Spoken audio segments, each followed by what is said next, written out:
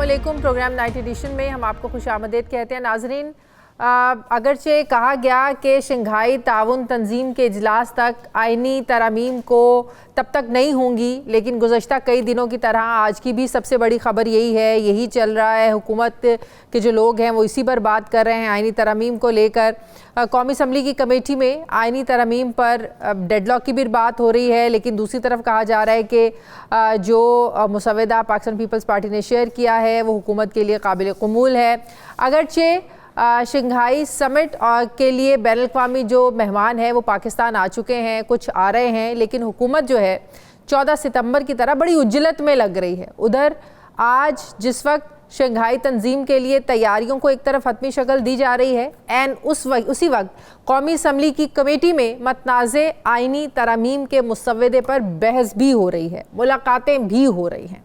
नाजरीन, तहरीके इंसाफ के जलसों पर हुकूमत का हमेशा से ये मौक़िफ़ रहा है कि उन्हें आलमी सरबराहान की परवाह नहीं है, लेकिन सवाल ये पैदा होता है कि आइनी तरमीम लाने की स्पीड को देखकर लगता है कि ये हुकूमत के लिए बका की जंग बन गया है। गुज़श्ता रोज़ बिलावल भुट्टो ज़रदारी ने नवाज़ शरीफ से मुलाकात की, दोनों ने आइनी तरमीम को वक्त की ज़रूरत करार दिया।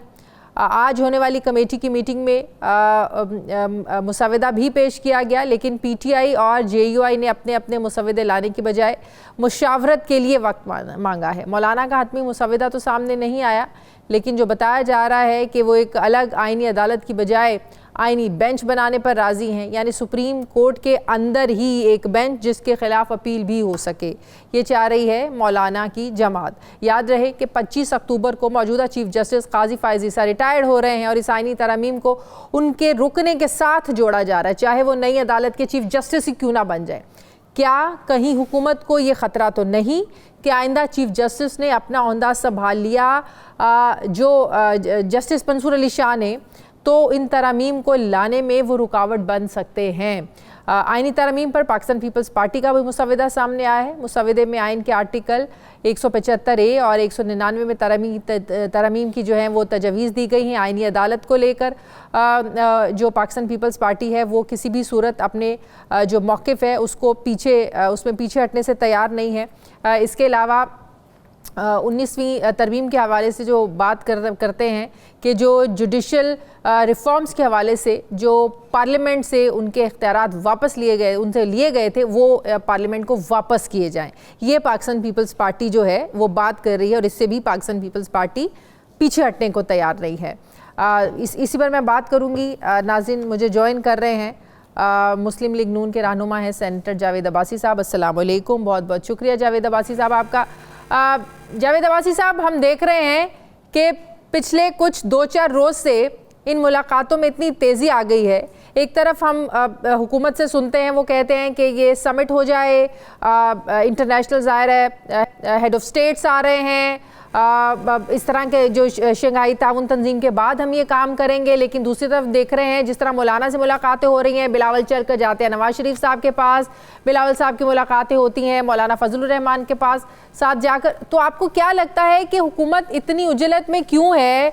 पीटीआई को मना कर रहे हैं कि आप रुक जाएं, अपने एहतजाज रोक दें, मौखर कर दें, तो आइनी तरमीम का काम भी तो रुक सकता है जब तक समिट नहीं हो जाता। बिस्मिल्लाहिर्रहमानिर्रहीम जी, बहुत शुक्रिया। मैं मुस्लिम लीग का पॉइंट ऑफ व्यू नहीं देता, मैं अपना जाती पॉइंट ऑफ व्यू दे रहा हूँ। मेरा ख्याल माजरत के साथ मैं यहाँ पे आपको काटूंगी, ये नाराजगी में कहा है, हम तो आपको इसीलिए बुलाया है कि आप रिप्रेजेंट करते हैं मुस्लिम लीग नून को। नहीं, मैंने पहले सबको मेरा पता है जी कि मैं उनको बिल्कुल रिप्रेजेंट नहीं करता। मैं आजकल अपनी जाती राय देता हूँ और मैं जो जेन्युइन बात है, जो ठीक बात है वो करता हूँ। क्योंकि मेरे ख्याल के मुताबिक पार्टी जो थी वो ऐसे इक़्तिदार की खातिर उन्होंने ऐसे काम किए जब मुझे किसी तौर पर भी उनसे ना इत्तेफाक भी नहीं है और मैं उस पॉलिसी से एग्री भी नहीं करता था। लिहाजा मैंने अपनी ज़ाती राय में देता हूँ और मेरी राय के मुताबिक ये बहुत बड़ी नीति के ऊपर ये काम किया जा रहा है। ये अभी से कुछ दिनों से, बल्कि कुछ हफ्तों से ये काम इनका ख्याल था कि हम किसी तरह आईनी अमेंडमेंट करके एक जो मौजूदा चीफ जस्टिस साहब है उनका रास्ता उनको रोक सकें और जो आने वाले जो प्यूनी जज हैं जिन्हें चीफ जस्टिस ऑफ पाकिस्तान बनना है उनका रास्ता रोकें। ये पर्सन स्पेसिफिक लॉ आईनी अमेंडमेंट लाने की कोशिश हो रही है और उसके इर्द गिर्द बाकी चीजें घूम रही हैं।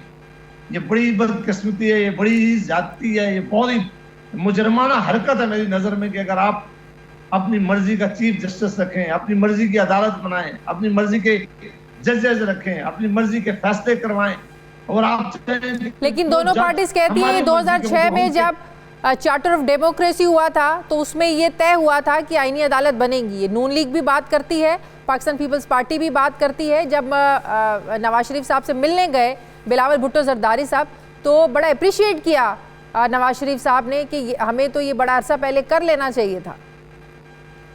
ये बिल्कुल, इसमें कोई सच्चाई नहीं है, इसमें कोई सदाकत नहीं है।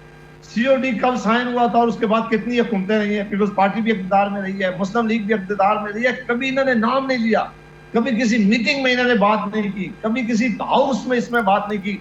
अभी जब ये माहौल ऐसा हुआ है कि सुप्रीम कोर्ट ऑफ पाकिस्तान ने जिस वक्त से ये रिजर्व सीट के ऊपर जजमेंट दिया और बाकी कुछ जजमेंट दिए, उसके बाद इनको ये अंदेशा हो गया कि ये चूंकि इलेक्शन जो था वो बड़ा डिस्प्यूटेड था, सारी दुनिया जानती है कि ये इलेक्शन जीता कौन है और हुकूमत किसके पास है, उन्हें अपने इक़्तिदार बचाने के लिए दोनों जमातों को सिर्फ डर है। और वो दोनों जमातें एक दूसरे के बारे में क्या बातें करती थी, उनकी लीडरशिप एक दूसरे के बारे में क्या बातें करती थी, काइंडली किसी वक्त आप सुनाएं कि बिलावल साहब शहबाज साहब के बारे में क्या कहते थे। शहबाज साहब वो कहते हैं जलसों में ऐसी बातें हो जाया करती हैं।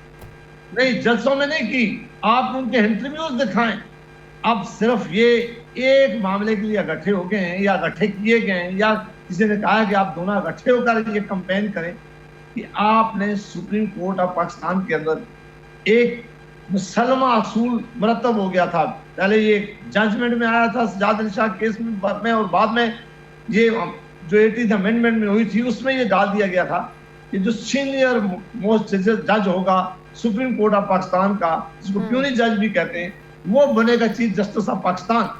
अब इन्होंने सिर्फ एक जज को रखने और दूसरे का रास्ता रोकने के लिए ये सारी एफर्ट हो रही है। ये तमाम जमातों तो आप कह रहे हैं कि चूंकि इलेक्शन कंट्रोवर्शियल है, क्योंकि ये अपने आप को इक़्तिदार में रखना चाहते हैं, इनकी सर्वाइवल की जंग है, लिहाजा ये दोनों जमातें मिल गई हैं कि अगर तो दूसरे जस्टिस मंसूर अली शाह साहब आ गए, जो पाकिस्तान तहरीक इंसाफ भी बात करती है कि उनको उनके हक में फैसले आएंगे और ये हुकूमत जो है ना वो घर जाएगी। ये बात तो बड़ी बार इमरान खान साहब भी कर चुके हैं। तो ये सारी कोशिश इसलिए हो रही है दोनों जमातों का इकट्ठा होना। अब तो वो कहते हैं मौलाना माने या ना माने, बिलावल साहब कहते हैं कि हमारे पास तो नंबर्स पूरे हैं। तो ये सारी कोशिशें अपनी सर्वाइवल की जंग है बेसिकली। बिल्कुल। और दूसरी बड़ी बात यह है कि किस तरह नंबर पूरे, एक जमात के एमएनएस को या सेनेटर्स की लॉयल्टी तोड़कर ये पूरे कर रहे हैं। ये क्यों? यदि आप अंदाजा करें कि कॉन्स्टिट्यूशनल अमेंडमेंट आप करने के लिए जा रहे हैं, आपके पास सारी दुनिया को पता है इतनी तादाद पूरी नहीं है और ये तो असेंबली जाली है। ये असेंबली तो इस काबिल ही नहीं है कि इतनी बड़ी अमेंडमेंट कर सके, क्योंकि इनके पास तो मैंडेट ही नहीं है। लेकिन अगर मुझे एक बात बताएं जावेद अब्बासी साहब, आप तो मुस्लिम लीग नून का ज़ाहिर अभी तक भी हिस्सा तो हैं। मुस्लिम लीग नून के बारे में हमेशा एक तासुर ये क्यों ये है कि ये लोग जुडिशरी को, जजेस को अपने काबू में रखना चाहते हैं? क्या ये तासुर दुरुस्त है उनके बारे में? देखिए, ये हमारी तारीख ऐसी रही है। ये जब सजाद अली शाह साहब की अदालत भी लगी थी उस वक्त भी यही हुआ था। उस वक्त भी ऐसे कारनामे किए गए थे जो बाद में हमें बड़ी शर्मिंदगी रही है। अब भी मैं समझता हूँ कि ये इंडिपेंडेंट जुडिशरी पर सबसे बड़ा अटैक है। ये किसी तौर पर भी जायज़ नहीं है। इनको बिल्कुल सोचना चाहिए। ये जो काम करने के लिए जा रहे हैं, इसके बड़े भयानक नताइज निकलेंगे। किस तरह आप अपने जाती मकसद के लिए, ये कोई पंजाब पुलिस का चीफ तो नहीं लगाने आप जा रहे हैं, या कोई सेक्रेटरी लगाने नहीं जा रहे हैं। ये चीफ जस्टिस ऑफ पाकिस्तान ने होना है और चीफ जस्टिस ऑफ पाकिस्तान की बड़ी जिम्मेदारियां है इस पाकिस्तान के अंदर। सबसे बड़ी कोर्ट के जो चीफ जस्टिस है वो कहते हैं कि नहीं, प्राइम मिनिस्टर प्रेसिडेंट उसको लगाएं। वो कहते हैं कि हमारी मर्जी का आदमी वहां बैठे। वो कहते हैं कि हम अपनी मर्जी की एक्सटेंशन दें। वो कहते हैं कि हमारी मर्जी से फैसले आए। वो कहते हैं कि हम जिसे लटकाना चाहे वो लटकाया जाए। अगर आप इंसाफ के अदारों के साथ ऐसा खिलवाड़ करेंगे और आइन के साथ ऐसा खिलवाड़ करेंगे, फिर आप बताएं कि पाकिस्तान के अंदर ये कोई बनाना रिपब्लिक है कि आप ऐसे फैसले करें। बहुत शुक्रिया सेनेटर जावेद अब्बास मेरे साथ थे, बहुत बहुत शुक्रिया आपका। मुझे ब्रेक लेनी है नाज़रीन, वापस आते हैं एक वक्फे के बाद।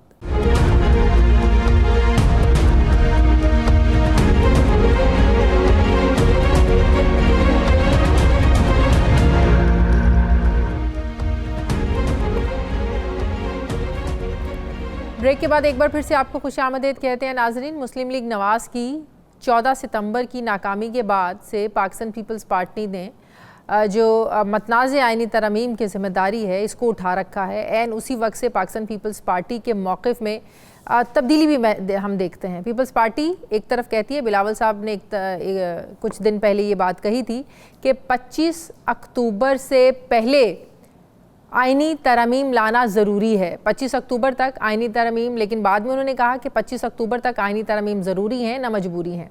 लेकिन दूसरी तरफ ये भी कहा जाता है कि आइन साजी के अमल में मज़ीद ताख़ीर नहीं हो सकती। और शंघाई कॉन्फ्रेंस की तैयारियों के बीचों बीच हम देखते हैं कि मेल मुलाकातें भी हो रही हैं, जैसे किसी डेडलाइन को मीट करना एक टारगेट हो। बिलावल भुट्टो जरदारी माजी में ये कह चुके हैं कि अगले चीफ जस्टिस मंसूर अली शाह होंगे, लेकिन साथ ही अब वो ये कह रहे हैं कि उन्हें नहीं लगता कि नए आने वाले जो चीफ जस्टिस हैं, जस्टिस मंसूर अली शाह साहब, ये दूसरे जजेस इनके साथ सही रह सकें, ये इनको कंट्रोल कर सकें। ये बात बिलावल भुट्टो साहब ने की है। इसका मतलब ये है कि क्या बिलावल भुट्टो साहब को मंसूर अली शाह साहब पे एतमाद नहीं है क्या? बिलावल भुट्टो के ऐसे बयानात के बावजूद तनकीद पाकिस्तान तहरीक इंसाफ पर की जाती है कि वो इदारों के सरबराहान को मतनाज़ बनाती है। पाकिस्तान पीपल्स पार्टी ये भी चाहती है कि आइनी तरमीम के लिए सियासी जमातों के दरमियान इत्तफ़ाक़ राय पैदा किया जाए। कोई ज़ोर ज़बरदस्ती नहीं होनी चाहिए, मगर साथ ज़रूरत पड़ने पर पूरे ज़ोर के साथ पहले जजिस के बेंच बनाने पर सदारती ऑर्डिनेंस का आना और फिर इससे भी ज़्यादा सुप्रीम कोर्ट का 63A पर फैसला आना क्या जाहिर करता है? बिलावल भुट्टो जरदारी साहब ने आज कहा कि हुकूमत के पास नंबर्स पूरे हैं, हम आज भी सियासी जमातों को स्पेस दे रहे हैं, लेकिन हम कब तक हुकूमत से उम्मीद रख सकते हैं? जब मौलाना साहब से ये सवाल पूछा गया कि हुकूमत तो कहती है कि उनके पास नंबर्स पूरे हैं, तो मौलाना फजलुर रहमान ने ऐसे दावे को सियासी बदअखलाकी का नाम दिया। क्या कहा मौलाना साहब ने, ज़रा देखिए। हुकूमत का तस्वुर है तरमीम का, वो काबिल कबूल नहीं है, तो हम अपनी तजावीज़ ला रहे हैं, उस पर उनको एतमाद में ले रहे हैं। जब हमारी तजावीज़ पर आमादगी हो जाएगी तो उसके बाद फिर हम इस काबिल होंगे कि हम वोट भी दे सकें। फिर ये बातें कहना जी कि नंबर पूरे हैं, नंबर पूरे हो जाएंगे, ये सियासी बदअखलाकी भी है। इसी पे मैं बात करूंगी। मुझे पाकिस्तान पीपल्स पार्टी के सीनियर रहनुमा कमर जमान कायरा साहब ज्वाइन करें। अस्सलाम वालेकुम, बहुत बहुत शुक्रिया कायरा साहब आपका। कायरा साहब, एक तरफ हुकूमत मना भी रही है मौलाना साहब को, पाकिस्तान पीपल्स पार्टी भी मिलती है, नून लीग भी मिलती है, पीटीआई तो खैर मिल ही रही है, लेकिन एक तरफ उनको मनाने की कोशिशें, दूसरा ये कॉन्फिडेंस के मौलाना साहब नहीं भी माने तो नंबर्स पूरे हैं, जिससे आज मौलाना साहब ने सियासी बदअखलाकी का नाम दिया। अग्री करते हैं आप मौलाना साहब की बात से कि भाई नंबर्स पूरे नहीं है, तो कैसे आप दावा कर सकते हैं कि नंबर्स पूरे हैं? देखिए, मुझे तो नहीं पता कि नंबर पूरे हैं, मैं हुकूमत में नहीं हूँ, लेकिन अगर ये दावा किया जा रहा है तो उसमें क्या हरज है? नंबर तो उस दिन पूरे साबित कर रहे हैं जिस दिन वोट होना है, उससे पहले क्लेम्स हैं। मौलाना ने भी ये जरा दुरुस्त लहजे में बात कर दी है, जरा तल्ख लहजा हो गया है, ऐसे नहीं होना चाहिए। अगर हुकूमत कह रही है कि हमारे नंबर पूरे भी हैं तो हम इवन देन सारी जमातों को साथ लेकर चलना चाहते हैं और कोशिश है कि पीटीआई भी इस मामले में ऑन बोर्ड हो जाए ताकि यूनानिमस डिसीजन से अमेंडमेंट हो। तो ये इसमें क्या गलती है, इसमें क्या खराबी है? ये कहना कि हमारे पास वोट पूरे हैं, इसके बावजूद हम कोशिश कर रहे हैं कि इत्तेफाक राय हो जाए, तो बड़ी अच्छी बात है, इसमें खराबी क्या है? तो यही तो बात है कि नंबर्स पूरे कैसे हैं? मौलाना साहब माने नहीं हैं और देखिए, मौलाना मान जाएंगे या नहीं मान जाएंगे, नंबर पूरे यहाँ आपके प्रोग्राम में साबित कर रहे हैं या ऑन द फ्लोर? जिस दिन ऑन द फ्लोर ये टेबल होगा, ये क्लेम्स होते हैं ना, हुकूमत क्लेम कर रही है कि हमारे पास नंबर है। आपने कहा मैं हुकूमत में नहीं हूँ, आप हुकूमत में हैं, आप नहीं हैं पाकिस्तान पीपल्स पार्टी? मैं पीपल्स पार्टी नहीं। बिलावल, ये बात वैसे बिलावल साहब ने भी कही है, बहुत बार कही है कि नंबर्स पूरे हैं। इत्तेहादी तो है ना, हुकूमत के इत्तेहादी होने का क्या मतलब है? हुकूमत के इत्तेहादी होने का मतलब है कि हमने वोट दिए हुकूमत बनाने में। हाँ। हुकूमत होती है वजीर आज़म और काबीना,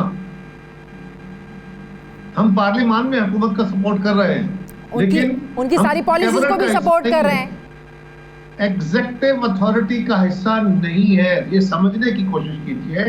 सर ये Executive टेक्निकल authority बात is आप government. समझ सकते हैं, हम समझ सकते हैं, आप टेक्निकलिटीज में जा रहे हैं, लेकिन जनाब जब आप आम आवाम को क्या बताएंगे? क्या कि आप हुकूमत में हैं, जी, मैंने उसका जवाब दिया। लेकिन आप मुझसे सवाल उस तरह पूछेंगे, मैं उसका जवाब दे। लेकिन आप आसान अल्फाज में बताएं ना, आप आवाम को क्या कहते हैं कि आप अपोजिशन में बैठे हुए हैं, अगर हुकूमत को सपोर्ट करेंगे तो इसका मतलब है आप उनसे राजी हैं। मैं हुकूमत में नहीं हूँ, नहीं हूँ, नहीं, ये मैं 3 दफा कह दिया। इसलिए नहीं हूँ कि हुकूमत की एक डिफाइंड हुकूमत होती है जो कौम के फैसले कर रही होती है, जिसके पास ये इख्तियार होता है, वो काबीना है, वज़ीर आज़म है। हम काबीना में नहीं हैं। हाँ, हमने और कई और दोस्तों ने हुकूमत को सपोर्ट किया है हुकूमत बनाने में, हम उनको वोट भी कर रहे हैं और उनके कई चीजों को सपोर्ट नहीं भी कर रहे हैं। अभी आईनी तरमीम है, इस पे भी हम हुकूमत की कई चीजों को मान रहे हैं, कई को नहीं मान रहे। कोई और चीजों के ऊपर हम उनको हुकूमत को सपोर्ट भी करते हैं और कहीं पे हम नहीं करते, हम कहते हैं कि नहीं, हमारे लिए, हमारे मंशूर में ये नहीं है।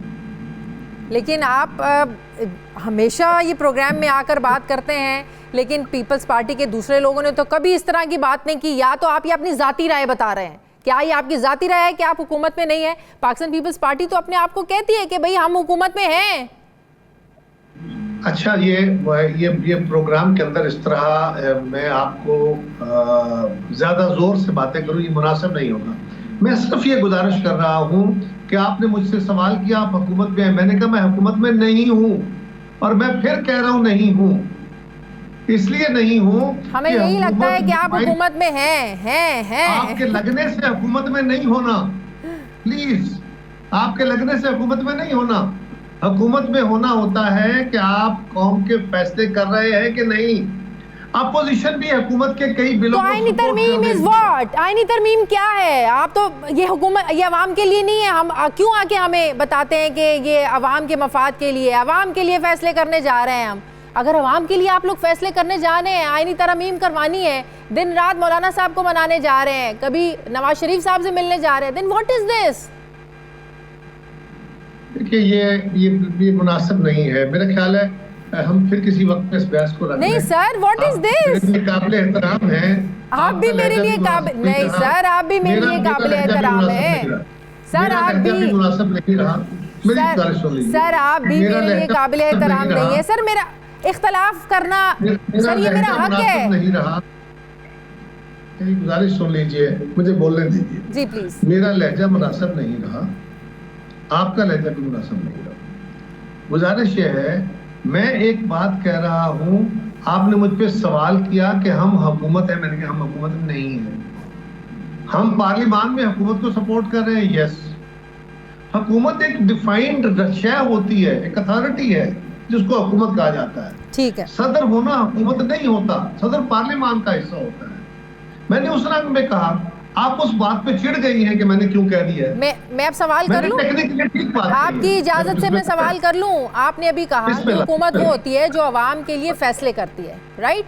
ऐसे ही है। आईनी तरमीम क्यों? आईनी तरमीम क्या ये अवाम के लिए नहीं? आप लोग कहते हैं ना आके अवाम के लिए कर रहे हैं कि अवाम नहीं चाहती कि उनको बर वक्त फैसले दिए जाएं, जल्द इंसाफ मिले, ऐसे ही है?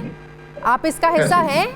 आईनी तरमीम करने जा रहे हैं, हिस्सा है सर? अब आप जरा जी देखिए, जो लेजिस्लेशन होती है ना, कानून साजी जो होती है, उसका तरीकाकार ये होता है कि अवाम के अंदर कोई भी मेंबर, भले वो अपोजिशन का है, भले वो हुकूमत का है, वो किसी भी जमात से ताल्लुक रखता हो, वो लेजिस्लेशन मूव कर सकता है, अपनी लेजिस्लेशन को सपोर्ट मांग सकता है, हुकूमत की लेजिस्लेशन को सपोर्ट कर सकता है, अपोजिशन की लेजिस्लेशन को हुकूमत अडॉप्ट कर सकती है। ये पार्लियामान के काम है, हुकूमत अथॉरिटी होती है। अदरवाइज ये जो एक इस वक्त जो बिल पेश हुआ या होने जा रहा है, उस बिल के अंदर हुकूमत का एक मौक़िफ़ है, पीपल्स पार्टी का एक मौक़िफ़ है, मौलाना फजलुर रहमान साहब का एक मौक़िफ़ है, मुख्तलिफ जमातें MKM का एक मौक़िफ़ है, और उस मौक़िफ़ को उसमें समोया जाता है। सही। आपको याद होगा कि जब 18वीं तरमीम हुई थी, पीपल्स पार्टी की हुकूमत थी, MKM हमारे साथ थी जी। लेकिन हमने सारी जमातों पर मुश्तमिल एक कमेटी बनाई जिसने 8-8.5 महीने मेहनत की और पार्लियामान के अंदर वो मुसवदा पास हुआ। हम उसको क्लेम करते हैं वो हुकूमत हमारी का कारनामा था, लेकिन वो सारी जमातें उसमें शामिल हुई, वो पार्लियामेंट का काम होता है। आज भी जो मुसवदा है उसमें हर जमात अपनी तरामीम दे दी, अगर वो तरामीम पे इत्तेफाक हो जाएगा तो वोट हो जाएगा। अभी आपने अपने इंट्रो में मौलाना फजलुर रहमान साहब का बताया कि उन्होंने क्या कहा। उन्होंने कहा कि एक ड्राफ्ट है, पीपल्स पार्टी का ड्राफ्ट हमसे शेयर हुआ है, हम बात करेंगे, उसके बाद पीपल्स पार्टी मुस्लिम लीग से बात करेगी, हम पीटीआई से बात करेंगे, और अगर हमारी तजावीज़ मान ली गई तो फिर उनको हम वोट नहीं कर सकते। तो यही एक तरीका होता है पार्लियामान के अंदर कानून साजी। ये हुकूमत के फतवे के ऊपर नहीं है।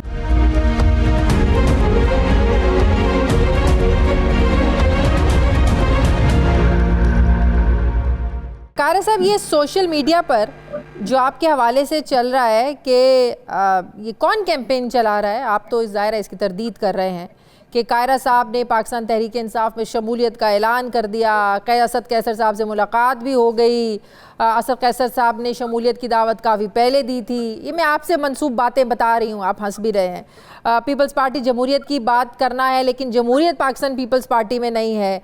इलेक्शन में हम मुस्लिम लीग के ख़िलाफ़ थे, लेकिन ज़ाती लालच के लिए हमारा लीडर सदर बन गया। सर, ये कौन कर रहा है? एक मेहरबानी कीजिए, इस खबर की पहले तहकीक कर लीजिए। फॉर्मल मीडिया पे जा रही है आपकी खबर। मैंने इस खबर को इस काबिल नहीं समझा कि मैं इसकी तरदीद भी करूं। ना मेरी उनसे कोई मीटिंग हुई है, ना कोई मुलाकात कभी हुई। मेरी असद कैसर साहब से कभी भी इंडिविजुअल मुलाकात नहीं हुई। कहीं सरे राहे, कहीं गुजरते हुए, कहीं पार्लियामान में, कहीं मीटिंग में, वहां सलाम दुआ हो गई तो और बात। पिछले शायद 6 महीने से मेरी उनकी कोई मुलाकात कहीं भी नहीं हुई। ये किसी ने पेपर की उड़ा दी है। सोशल मीडिया पे जो जहान की वल्गैरिटी आ जाती है, हम उसको डिबेट करना शुरू हो जाते हैं। इसके ऊपर लोग इसको उड़ा देते हैं, उसके ऊपर, और लोगों की इज्जत उछालती जाती है। मेरे लिए ये तस्दीक अमेज़ बात है, तो प्लीज इसको छोड़ें। ठीक है, बहुत बहुत शुक्रिया। पाकिस्तान पीपल्स पार्टी के सीनियर रहनुमा कमर कायरा साहब मेरे साथ हैं। नाजरीन, IMF भी मान गया, सऊदी सरमायाकार भी पाकिस्तान में अपना पैसा लगाने के लिए तैयार हो गए। महंगाई की शरह में कमी से भी हुकूमत का जो कॉन्फिडेंस है वो हम बढ़ता हुआ देख रहे हैं। ऐसे में सवाल ये है कि क्या अब ये भी मान लिया जाए कि सियासी अदम इस्तेहकाम के बावजूद हुकूमत मुआशी महाज पर लड़ने के काबिल हो गई है। अगरचे मुआशी इस्तेहकाम सियासी इस्तेहकाम के बगैर तो मुमकिन नहीं है, लेकिन बदतरीन सियासी डेडलॉक जो है वो हमें नज़र आ रहा है। सियासी गैर यकीनी वहीं की वहीं है। सियासी गिरफ्तारियाँ भी हम देख रहे हैं। खैबर पख्तूनख्वा से लेकर बलूचिस्तान तक अमन व अमान की सूरत हाल हम सबके सामने है। फिर भी सियासी क़यादत असल मसाइल को हल करने की बजाय जो है वो एक दूसरे पर तनक़ीद और इल्ज़ाम तराशी कर रही है, या हम देख रहे हैं अपने अपने आइंदा इक़्तिदार की राह हमवार करता हुआ ही हर कोई लग रहा है। सवाल यह है कि अवामी खिदमत के नाम पर होने वाली सियासत से आवाम को ही माइनस क्यों कर दिया गया है। जमहूरियत का राग अलापने वाली आइनी अवाले जो हैं, ये आइनी तरमीम पर जमहूर को नज़रअंदाज क्यों कर रहे हैं। हुकूमत अवाम के मुतफ़िक़ा डॉक्यूमेंट यानी दस्तूर पाकिस्तान की कई शिकों को रीराइट करने पर कौमी कंसेंसस पैदा किए बगैर कैसे तरमीम ला सकती है। अभी तक आइनी तरमीम के मुसव्वदों को आवाम से छुपा कर रखा जा रहा है। पहली कोशिश की नाकामी के बाद हुकूमत शंघाई ताउन तंजीम की कॉन्फ्रेंस के बाद दूसरी कोशिश करना चाहती है, लेकिन आवाम अभी तक इन तरमीम से लाइल्म है। अगर आइनी तरमीम में अवामी मफाद है तो हुक्मरान इत्तेहाद छिपन छुपाई क्यों खेल रहे हैं। बकौल चेयरमैन बिलावल भुट्टो जरदारी के 25 अक्टूबर तक आईनी तरमीम ज़रूरी है ना मजबूरी है, तो फिर इतनी उजलत से काम क्यों लिया जा रहा है। दूसरी तरफ पाकिस्तान तहरीक इंसाफ जो है वो कह रहे हैं कि हम 15 अक्टूबर को डी चौक में फिर आएंगे और एहतजाज करेंगे अगर हमें इमरान खान से मिलने की इजाज़त नहीं दी गई तो। लेकिन क्या पाकिस्तान तहरीक इंसाफ को ये नज़र नहीं आता कि समिट होने जा रहा है, शंघाई ताउन कॉन्फ्रेंस होने जा रही है, जिसमें पूरी दुनिया के जो सरबराहान हैं वो आ रहे हैं, शिरकत कर रहे हैं। 2014 में भी आज तक इनको ये सुनना पड़ता है और इन पर इल्ज़ाम लगता है कि चीनी सदर का दौरा ही इनके धरने की वजह से जो था वो पोस्टपोन हुआ था। तो बात यह है कि क्या सोच समझकर ऐसी टाइमिंग को सेलेक्ट करती है, ऐसे मौक़ों की तलाश में रहती है पाकिस्तान तहरीक इंसाफ के किसी तरीके से अमन व अमान की सूरत हाल को ख़राब हो, या पाकिस्तान को का जो नाम है वो इस तरीके से ख़राब किया जाए कि पूरी दुनिया से मेहमान आ रहे हैं ना बाहर से, और आप कह रहे हैं कि उसी दिन जब कॉन्फ्रेंस हो रही होगी उसी दिन आप इस्लामाबाद में आएंगे और तमाशा लगाएंगे आके। इसी पर मैं बात करूँगी। अज़हर सिद्दीक़ साहब मुझे ज्वाइन कर रहे हैं, तहरीक इंसाफ के रहनुमा हैं, माहिर क़ानून है। अस्सलाम वालेकुम, बहुत बहुत शुक्रिया अज़हर सिद्दीक़ साहब आपका। ये सोच समझकर आप लोग करते हैं कि किसी ना किसी तरीके से आप लोग खबरों में रहें, हेडलाइन में रहें कि क्या कर दिया, ऐलान कर दिया कि क्योंकि 15-16 को समिट होने जा रहा है इस्लामाबाद में, पूरी दुनिया से लीडर्स आ रहे हैं, तो आप लोगों को कोई और डेट नहीं मिली, 15 ही मिली जब पूरी दुनिया से मेहमान आ रहे हैं पाकिस्तान? बहुत शुक्रिया। पहले तो मैं एक बात अर्ज करता चलूं कि कोई कब्जा कर ले और आकर कहे कि जनाब ये घर मेरा हो गया है और मैं जो मर्जी चलाना चाहूँ मैं उस तरह चला सकूं, ऐसा नहीं होता और ना हो सकता है। मैं बता दूं आपको, ये बड़ी जरूरी है बात समझने के लिए, वरना बड़ा मुश्किल है। हालात क्या चलते हैं, क्या वाक़यात हो रहे हैं। अब आते हैं अगली बात की तरफ। देखिए क्या ऐसे क्या हालात हैं कि आपने जानबूझ के you have asked for it, आपको क्या जरूरत पड़ी थी कि जेल के अंदर, सिर्फ अडियाला जेल के अंदर आपने थ्रेट लगाकर और वहां बंद कर दिया। और इमरान खान साहब की तबीयत ठीक नहीं है, हालात खराब हैं, कौम का एक लीडर जो है यानी ना उसे मिलने दिया जा रहा है और हमारी अदालतें भी खामोश है। क्या करें हम? क्या जेल में उनको इतनी तकलीफ और बर्दाश्त में रहने दें आपको? यानी ताली दोनों हाथों से बजती है। कहा था, अभी भी कह रहे हैं उनको, इमरान खान साहब को जाए मिला कर लेके आए कौम के सामने। अगर वो वाकई समझते हैं कि जनाब इस कौम को आगे लेके जाना, तो एहतजाज करना हक है, एहतजाज से कौन रोकता है, लेकिन एहतजाज कभी पुरअमन रहता नहीं है ना। आप लोग तो पुरअमन होने का दावा करते हैं, लेकिन जब इजाजत नहीं मिलती है, फिर जब लाठियां चलती हैं, आंसू गैस के शेल चलते हैं, आप लोगों का एहतजाज उस तरीके से पुरअमन रहता नहीं है। नंबर 1। नंबर 2, अगर इतना ही आप लोगों को है कि 15 को ही एहतजाज करना है क्योंकि इमरान खान की तबीयत ख़राब हो रही है, तो आज जो तस्वीर देख रहे हैं, गंडापुर साहब दरमियान में बैठे हैं, वफाकी वज़ीर दाखिला साहब राइट पे बैठे हैं, दूसरी तरफ कुंडी साहब बैठे हैं, फिर रिक्वेस्ट वहाँ भी कर लें अपने उस लहजे में। गंडापुर साहब अवाम को दिखाते कुछ हैं, कहते हैं ना खब्बी दिखा के सज्जी दिखा के खब्बी मारना, मेरे ख्याल में ऐसी कोई बात करते हैं। ये आप लोग करते क्या हैं? गंडापुर साहब करते क्या हैं? नहीं, मैं पहले बताता चलूँ, वो बड़ा अहम मामला था जिरगे वाला, और जो कौमी धारे में लाने की बातें हैं तो वो तो बड़ा अहम मामला है, वो तो उसको उस तरीके से कौमी तरीके से लेकर चलना है। आज मौका था ना, उनको कहा गया ना, यानी कहा गया, उन्होंने नहीं माना ना। आज अदालत में आए, अदालत में आके एक जाली सी रिपोर्ट रख दी थ्रेट अलर्ट के नाम पर। अब अदालतें क्या कहें? अदालतें कहें कि ये थ्रेट को सामने रखते हुए हम क्या इजाजत दे दें या क्या करें? यहाँ तो चाहिए तो इनका था ना, इस गवर्नमेंट को चाहिए था। क्या देर क्या है? मुझे सिर्फ इतना बताएं। चले मैं एक आसान हल बताता हूँ आपके लिए। क्या देर थी कि इमरान खान को कौम के सामने लाते, कोई 1-2 आदमी अंदर जाके मिलने चला जाता, तो क्या जेल के अंदर ऑफिसर नहीं आ रहे? आपके ख्याल में हो क्या रहा है इमरान खान के साथ जेल के अंदर? देखिए, एक तो हमारे पास इतलात यही है कि तशद्दुद है, तो ज़हनी अजियत दी जा रही है, वो बीमार है, अपना कान की तकलीफ है। और आज भी देखे बहन के मिलने के लिए कहा था, क्या देर थी? यानी एक बहन को अगर मिला देते तो क्या आसमान टूट जाना था? वैसे तशद्दुद की बात तो आप लोग पहले भी करते थे, लेकिन इतनी बार सहाफियों से वो अडियाला जाते हैं, सहाफी बात करते हैं, तशद्दुद की बात तो खान साहब ने खुद कभी नहीं की। जो आप लोग बाहर करते हैं उन्होंने कभी नहीं की कि उन पर तशद्दुद होता है। देखिए, मैं सिर्फ एक बात आपके सामने रख दूं, वो बात बहुत जरूरी है समझने की। आवाज आ रही है मेरी? जी आ रही है। अच्छा, देखिए मैं एक बात बता दूं आपको, मैंने आज 4 महीने हो गए हैं इस्लामाबाद हाईकोर्ट में पब्लिक इंटरेस्ट पिटीशन फाइल की थी कि इमरान खान साहब की जो जेल की सहूलियत है ना, देखने के लिए कमीशन बना दिया जाए। मैं इनको लिख चुका हूँ, मैंने आज भी लिखा है, बड़ा तफसीली खत लिखा है कि बना रहे, कमीशन बना दिया जाए। वो कमीशन बना कर नहीं दे रहे। जाकर क्या देर लगती है? आप चले जाएं, आप चले जाएं, साफी चले जाएं, एंकर चले जाएं। यानी उनको जेल के अपने सेल तक जाकर देखने में क्या मसला है? क्यों डर रहे हैं? क्यों खौफ है?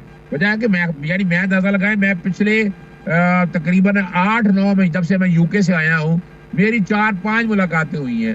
19 सितंबर को मुलाकात भी इस्लामाबाद हाईकोर्ट के चीफ जस्टिस के ऑर्डर की वजह से हुई, और उसके बाद फिर पाबंदी ली। यानी डर किस बात का है? यानी आप अंदाजा लगाएं कि वो भाई एक कौमी लीडर है। ठीक है, बहुत बहुत शुक्रिया। पाकिस्तान तहरीक इंसाफ के रहनुमा मोहम्मद अजहर सिद्दीक साहब मेरे साथ थे। नाज़रीन, मुझे प्रोग्राम में एक ब्रेक लेनी, वापस आते हैं एक वक्फे के बाद।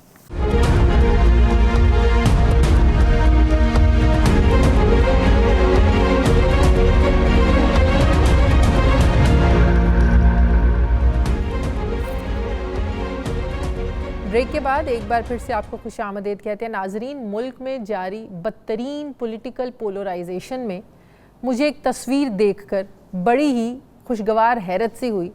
इस तस्वीर में वज़ीर आला अली अमीन गंडापुर दरमियान में बैठे हुए हैं और उनके दाएं बाएं लेफ्ट राइट वज़ीर दाखिला मोहसिन नकवी और गवर्नर KP के फैसल करीम कुंडी बैठे हुए थे। हरगिज़ ऐसा तासुर नहीं मिल रहा था कि चंद रोज़ पहले यही वज़ीर आला एक बड़े एहतजाज को लीड करते हुए वफाक की ईंट से ईंट बजाने आए थे और इसी जुर्म को लेकर उनकी गिरफ्तारी के लिए वज़ीर दाखिला पुलिस को हिदायत दे रहे थे। बल्कि आज कुर्सी से जुड़ी कुर्सी पर बैठे गवर्नर फैसल करीम कुंडी का तहम्मुल देखकर ऐसा लग नहीं रहा था कि उन्होंने ये कहा हो कि वज़ीर आला ने गाड़ी की डिग्गी में भागकर KPK की नाक कटवा दी। ये तस्वीरें देखें और इनके बयानात सुने और महसूस करें।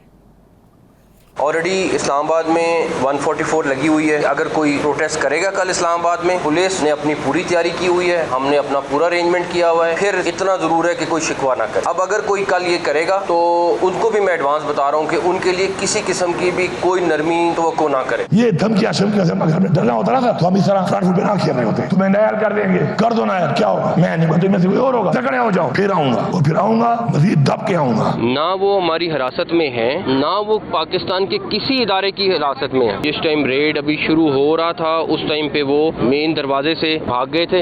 उसकी सारी एविडेंस हमारे पास मौजूद है। मैं उधर ही था कल पूरी रात मैं उधर था। ये है तुम्हारी परफॉर्मेंस। इसकी जुर्रत कैसे हुई? गाली दे कासिम कहाँ है तुम्हारा? इस फ्लोर पे माफी मांगेगा, वरना FIR कराएंगे। FIR पे पेश नहीं होगा, जहाँ पे होगा अपनी बेइज्जती का बदला लेके दम लेंगे। ये डेंगू का मच्छर तो मार नहीं सकते खैबर पख्तूनख्वा में, और इधर आकर जो है बड़े बड़े भड़के मारते और उसके बाद सुने कि गाड़ी की डिग्गी में गायब हो जाते हैं। तो ये चीजें तो मैं समझता हूँ कि सारे पख्तूनख्वा की नाक कटवाई है। अब ये सब खुद अपनी मर्जी से बैठे या उन्हें ज़बरदस्ती बिठाया गया, ये बहस इस तस्वीर के तस्वुर में कहीं दब जाती है। ऐसा लग रहा था कि ये एक आइडियल पाकिस्तान की तस्वीर है। ऐसा लग रहा था कि अली अमीन गंडापुर KP के सूबे के वो ज़िम्मेदार चीफ एग्जीक्यूटिव हैं जिनको अपनी सियासत से ज़्यादा पाकिस्तान के अमन व अमान की फ़िक्र हो।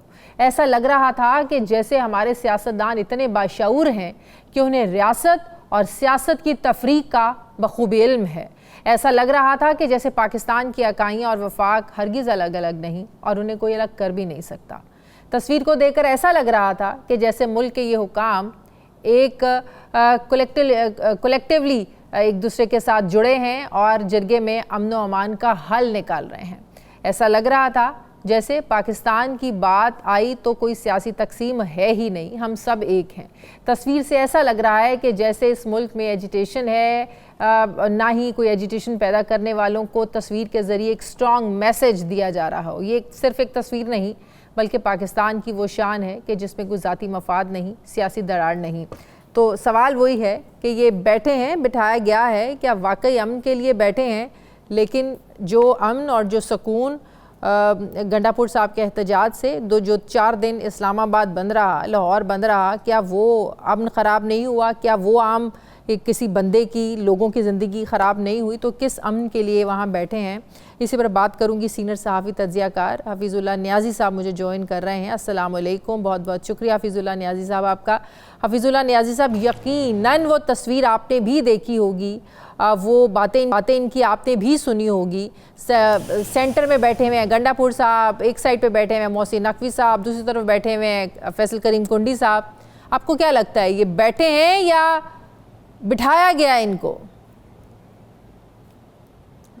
बिठाया गया। अच्छा, बहुत बहुत शुक्रिया। वालेकुम अस्सलाम वरहमतुल्लाह। देखें जी, मेरे लिए तो कोई ज़्यादा चंबे की बात नहीं थी। मैं तो यकसुई के साथ जब से ये सारी चीज़ें तरतीब पाई हैं, अली अमीन गंडापुर KP में चीफ मिनिस्टर बने हैं, उमर अयूब साहब अपोजिशन लीडर बने हैं, अली गौर साहब पार्टी प्रेसिडेंट बने हैं, और जितने लोग सामने आ रहे हैं, चाहे वकास अकरम साहब हैं, सारे, तो मुझे इसमें दो मेरी राय नहीं है, बड़ी नपी तुली राय है तहरीक इंसाफ की। जितनी क़यादत इसमें बाहर है, जितनी जो इम्पोर्टेंट लोग हैं जो इस वक्त जेल में नहीं हैं, वो एस्टेब्लिशमेंट के साथ कंप्लाइंट हैं, वो कम्प्रोमाइज़ हैं। और ये अब तो कहता है ना, पत्ता पत्ता बूटा बूटा हाल हमारा जाने हैं। अब तो बहुत बंदे को ये बात पता है, जो बंदे इतने ज़्यादा मीडिया से दूर हैं और मेन स्ट्रीम में भी जो लोग नहीं हैं पॉलिटिक्स की, वो भी ये बात आपको बताएंगे। तहरीक इंसाफ का बंदा बता रहा है कि ये लोग जो हमारे नहीं हैं, इमरान खान साहब के नहीं हैं, एस्टेब्लिशमेंट के लोग हैं। चुनाचे ये तो एक ज़िम्नी तो अगर कॉम्प्रोमाइज्ड हैं वो, तो क्या जो छोटा मोटा एहतजाज या इस्लामाबाद की तरफ निकलते हैं, लोगों को कॉल्स देते हैं, फिर ये भी इस्टेब्लिशमेंट की मर्जी से, ये सब मिली भगत से ही हो रहा है सब कुछ? ये बिल्कुल जो है मेरे जिसको ये बड़ा प्लान्ड है और ये बहुत ज़रूरी था, क्योंकि तहरीक इंसाफ जो है, ख़ुद इमरान खान साहब जो हैं, उनके अंदर एक लोगों को अपने वर्कर्स को एक्साइट करने की, उकसाने की, भड़काने की और उनके जज्बात को बरंगेख्ता करने की बहुत जो है कैपेसिटी भी है, सलाहियत भी है। जेल के अंदर से भी वो उनको मैसेज देते हैं, फिर उनका सोशल मीडिया इतना ट्रेंड हो चुका है और इतना वेल नेटेड है कि उसको पूरी दुनिया में और पाकिस्तान के गली गली कूचे कूचा में वो जो फैला देता है। उसका मुजाहरा आपने 8 फरवरी के इलेक्शन में देखा है कि उन्होंने कितना पलक छपकते 7-8 दिन में सारे उम्मीदवारों को लोगों तक पहुँचाया भी सही, हर बंदे तक कि ये हमारे उम्मीदवार हैं और इनका ये सिंबल है, और फिर सारे लोगों को निकाल के भी लेके आए। इसमें अगर आप ये कहें कि 90% 95% सोशल मीडिया का कमाल था, तो इसमें कोई दो राय नहीं होगी। और वही सोशल मीडिया जो है इमरान खान साहब की जो जेल से की हुई इंटरेक्शन को लेकर आगे चलता है कि चूँकि इमरान खान साहब वर्कर के दरमियान की जो टेयर है, जिसको हम ये कहते हैं कि जो लीडरशिप है, जो टीवी बैठ के बहुत जो है बड़ी बड़ी बातें कर रहे होते हैं, हुकूमत को आड़े हाथों ले रहे होते हैं, कभी आईजी, कभी डीआईजी, कभी पता क्या क्या, जो आप देखेंगे कि बड़ा कम तो छोटा सा आप कब तक बेवकूफ बना सकते हैं? फिर अवाम में शऊर नहीं आया अभी तक। हमें तो यही बताया जाता है, पीटीआई के लोग तो ये कहते हैं कि पहली बार अगर अवाम में शऊर देखा तो 8 फरवरी को देखा। अवाम अपने हक के लिए उठे हैं, लड़े हैं और उन्होंने फैसला दिया है। जो बात आप कर रहे हैं उससे देखकर तो लगता है कि अवाम एक बार बेवकूफ़ बन सकते हैं, 2 बार बन सकते हैं, बार बार तो नहीं बनाया जा सकता इफ़ इट्स ऑल प्लान्ड। नहीं, असल में यहाँ बेवकूफ़ बनने की बात नहीं है। यहाँ पे मेरा एक जो है कुछ चीज़ें जो होती हैं जिसको कहना चाहिए बेवकूफ़ी से ज़्यादा एक्सपीडियंसी है। तो उन्होंने ऐसे लोगों को, हर पार्टी जो है उनको बड़ी अहमियत देती है। Very true. लेकिन यहाँ पे सवाल ये है ना साहब, यहाँ पे सवाल ये है कि अगर वाकई इमरान खान साहब ने सोच समझ के गंडापुर साहब को ऐसे लोगों को रखा है जिनके इस्टेब्लिशमेंट के साथ ताल्लुकात अच्छे हों या वहाँ तक उनकी पहुँच हो, इस्टेब्लिशमेंट को सुनती भी हो या इस्टेब्लिशमेंट के लिए काबिल कबूल हो, तो फिर तो खान साहब की मुश्किलात में कमी आना शुरू हो जानी चाहिए थी। खान साहब को रिलीफ मिलना शुरू हो जाना चाहिए था, नंबर 1। नंबर 2, फिर जिस तरीके से आईनी पैकेज लाने की उजलत है, तैयारियां हैं, जिसका एक रास्ता ये भी हमें नज़र आता है कि अगर ये आईनी पैकेज आ जाता है तो खान साहब के बाहर आने के जो थोड़े बहुत चांसेस नज़र आ रहे हैं वो तो बिल्कुल ही सब कुछ ख़त्म हो जाएगा। फिर अगर ये सब कुछ अरेंजमेंट था, इन शख्सियात को लगाना, फिर ये आईनी तरमीम ये फिर क्या है, ये समझ नहीं आ रही। नहीं, असल में इसका मतलब ये तो नहीं लिया जा सकता है कि एस्टेब्लिशमेंट के लिए सब अच्छा की रिपोर्ट है और वो जो कुछ चाह रहा है वो कुछ होता रहेगा। एक टग ऑफ वॉर है। उन्होंने अगर 3, 4, 5, 7 दिन के लिए, हफ्ते के लिए इमरान खान साहब को खामोश कर दिया है और उनको इनकम्युनिकाडो कर दिया है। उनके जो लोग बाहर हैं उन्होंने बाजार कहा है कि 15 तारीख को डी चौक में अलामती एहतजाज करेंगे। वो कहते रहेंगे। ये सारी वो बातें हैं कि जो तहरीक इंसाफ को जो वर्कर है, जो कि पाबंद सलासल नहीं है, जो पाकिस्तान से बाहर बैठा है, जो कि मीडिया को पूरी तरह फुल फ्लैज मैसिवली कंट्रोल कर रहा है, ये सारे उनको देख के चलना है। और जो उसमें कुछ चीज़ें ऐसी हैं कि एस्टेब्लिशमेंट को उसमें अजीमत भी उठानी पड़ती है। फिर ये आईनी तरामीम में ये कैसे हमने अस्यूम कर लिया है कि हुकूमत जो चाहती थी, कोई 20 तरामीम चाहती थी, अब उनको 3 ही मिल रही हैं। भले ये घर से जो है 2 ही लेके निकले हों और एंड ऑफ द डे 4 मिल जाए जो अमेंडमेंट्स हैं, और ये उनको वो अपने तौर पे ये समझें कि हमें 2 का फ़ायदा हुआ है। मौलाना फजल रहमान साहब या अपोजिशन जो है के लोग हैं, अगर वो साथ देते हैं तो ये समझेंगे कि जी हमने देखो उनको 18 तरामीम नहीं करने दी या 16 नहीं करने दी, सिर्फ 4 पे इत्तेफाक रहा है। लेकिन एक चीज़ कोर इशू है कि कॉन्स्टिट्यूशन कोर्ट्स बन पाएंगी या नहीं बन पाएंगी। जाहिर है कि इसमें 2 राय नहीं है कि उन्हें बन जाना है, तरामीम और नो तरामीम। मैं उसी एक बात इसमें एक और ऐड करूंगा, वो बड़ी इंपॉर्टेंट है जी। अब ये है कि कॉन्स्टिट्यूशन कोर्ट के अंदर जो जजेस की अपॉइंटमेंट है वो उनके मकासद के मुताबिक होगी, बिल्कुल होगी। बिल्कुल सही। बहुत बहुत शुक्रिया सीनियर सहाफ़ी तज्ज़ियाकार हफीजुल्लाह नियाज़ी के साथ। बहुत शुक्रिया आपका। नाज़रीन, प्रोग्राम का वक्त खत्म हो गया। फीडबैक दें, अपना ख्याल रखें, मुझे इजाज़त है, अल्लाह हाफ़िज़।